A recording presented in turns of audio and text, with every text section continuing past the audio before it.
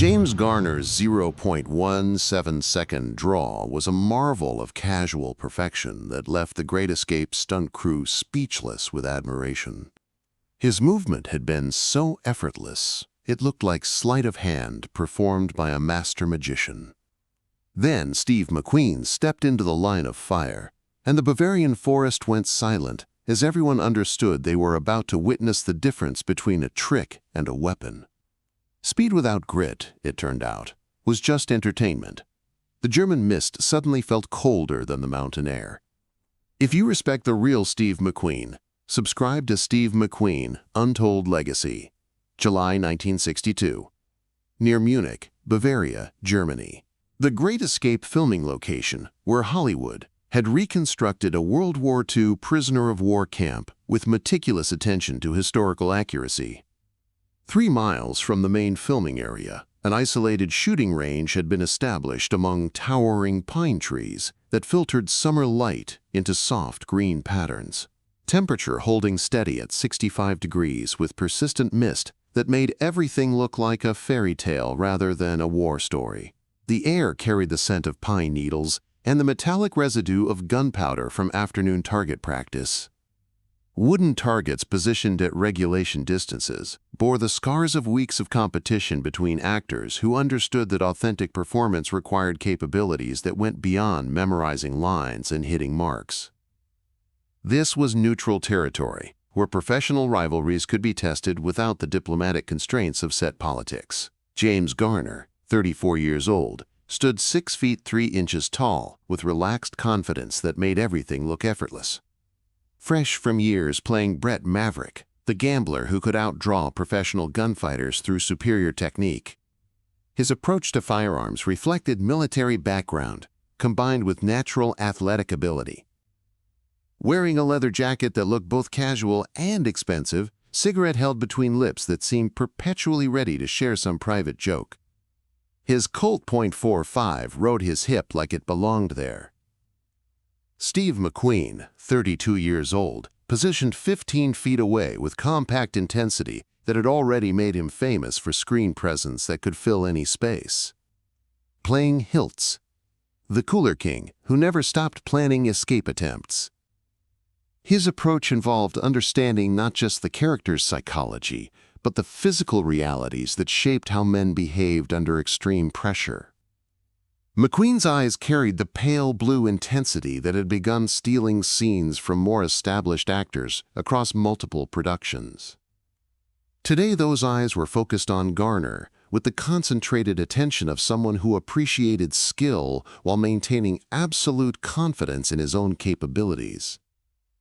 2 different philosophies about speed, competition, and the relationship between technique and survival meeting in territory that belonged to neither Hollywood nor Bavaria, but to something older and more permanent.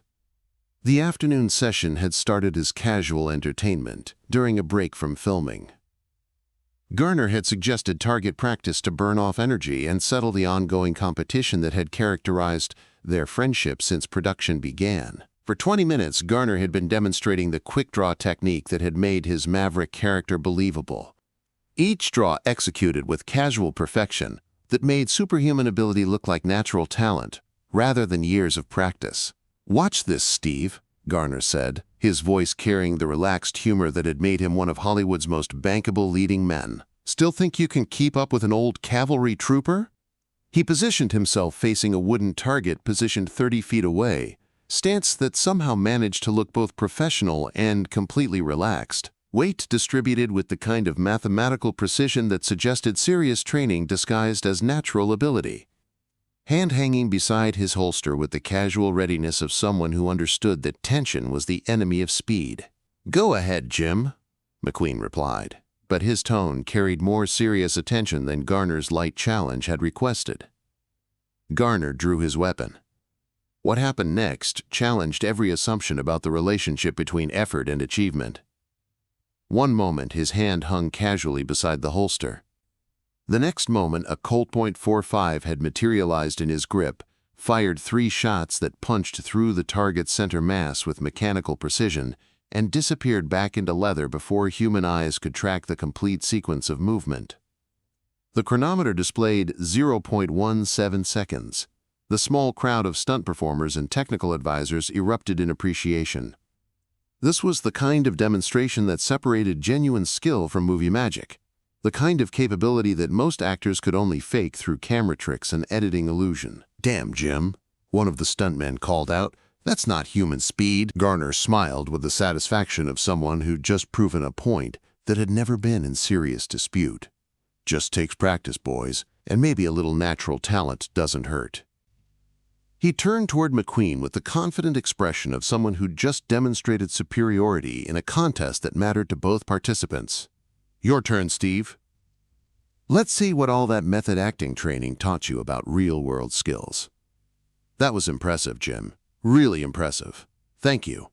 Years of practice, military training, and maybe a little Maverick magic. 0.17 of a second. Faster than most people can process. At that speed, the gun appears and fires before opponents realize the contest has started." McQueen walked to the target Garner had hit. Perfect accuracy at impossible speed.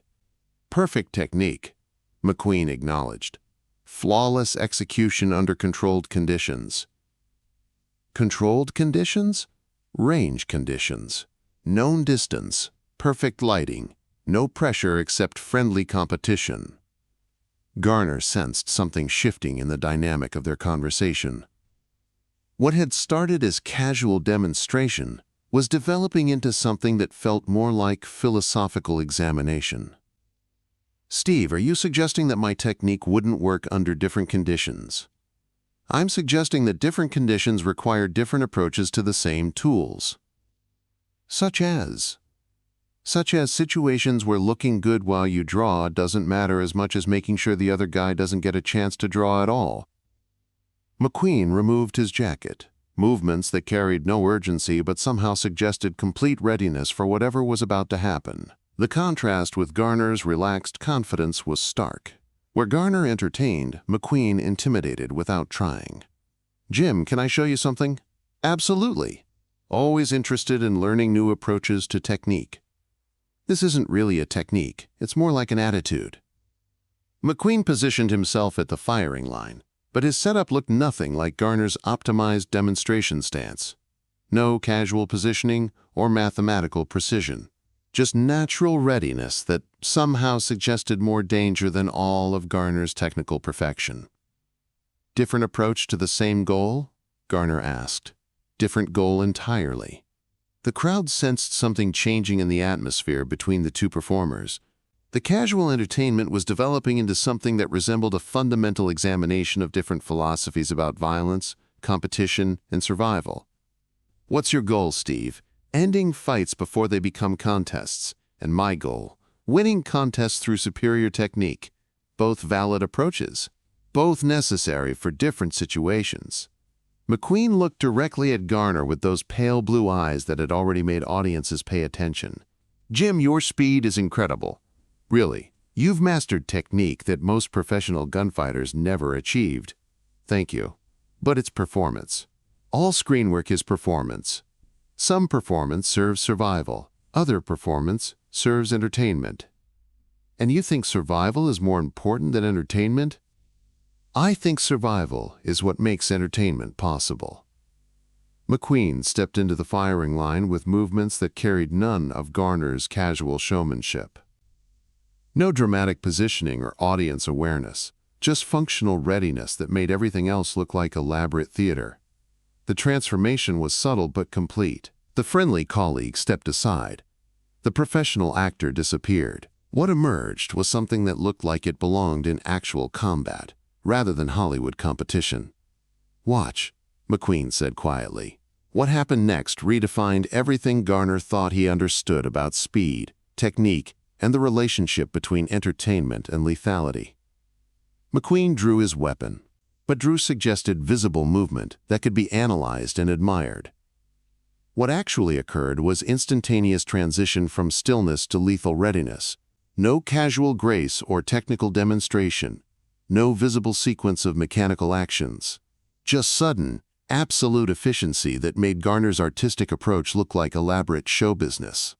3 shots cracked across the forest so quickly They sounded like one extended explosion. 3 holes appeared in the wooden target, grouped so tightly they overlapped into a single ragged opening. The gun disappeared back into leather before the sound of the shots finished echoing through the pine trees. The crowd went completely silent, not the appreciative silence that followed impressive demonstrations, but the stunned silence that followed encounters with something beyond normal human experience. Garner stood frozen, his entertainer's confidence replaced by something that looked like professional recognition mixed with genuine concern. Not fear, but the uncomfortable understanding that he'd just witnessed something that transcended competition to reach territory he couldn't categorize. "Steve," Garner said slowly, "that wasn't faster than my draw." "No, it wasn't. But it was something else entirely." "How so?" "My draw is about demonstrating mastery of technical processes. What you just did felt like watching technique become irrelevant." McQueen nodded with approval for Garner's analysis. "You understand the difference." "I understand that we're not really competing in the same contest, even though we're both drawing guns." "Right. You're perfecting the art of gunfighting. I'm implementing the reality of survival. And you think reality is more important than art. I think reality is what art tries to represent. When art becomes more important than reality, art stops serving its purpose."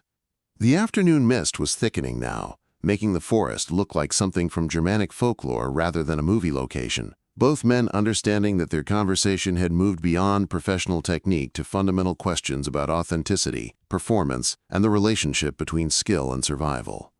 "Jim," McQueen said as he checked his weapon one final time, "your speed is extraordinary. Really. You've achieved something that represents the absolute peak of technical mastery." "Thank you. But technical mastery serves different purposes in different situations." Such as impressing audiences versus surviving encounters with people who want to kill you. And you think my approach serves the first purpose. I think your approach serves characters who can afford to look good while they're fighting. And your approach serves characters who need to win fights regardless of how winning looks. Both authentic for different kinds of stories about different kinds of men. As they prepared to return to the filming location, Garner looked back at the targets they'd been practicing against. His holes showed perfect technique executed with artistic precision. McQueen's holes showed something more disturbing, efficiency that suggested no interest in anything except immediate, permanent solutions. "Steve, can I ask you something?" "Sure. Do you think audiences prefer technical perfection or raw effectiveness when they're watching screen violence?" McQueen considered the question with characteristic thoughtfulness. "I think they prefer whatever makes them believe the character could survive the situations he's facing." "And which approach accomplishes that better?" "Depends on the situation. Your approach works for characters who have time to be perfect. My approach works for characters who need to be fast enough to buy more time. Different kinds of authenticity for different dramatic requirements. Different definitions of what it means to be believable when you're fighting for your life." The walk back to the main set was conducted in comfortable silence, both men understanding that they'd received instruction that went beyond quick-draw technique to the essence of screen presence and character development. As they reached the edge of the filming location, Garner turned to McQueen one final time. "Steve, what you demonstrated out there, that felt like watching someone who'd actually killed people in combat situations. That's the goal. Make audiences believe the character has done whatever the story requires him to have done, even if it means sacrificing elegance for effectiveness. Especially then, because real violence doesn't care about style points." The Bavarian evening settled around them like a blanket woven from mist and pine scent. Both men would carry this lesson into every future performance. The knowledge that technique serves character, but character determines which kind of technique serves authenticity best. James Garner's 0.17-second draw was a marvel of casual perfection until Steve McQueen stepped into the line of fire and showed him that speed without grit is just a trick. Subscribe to Steve McQueen Untold Legacy for stories they never told you.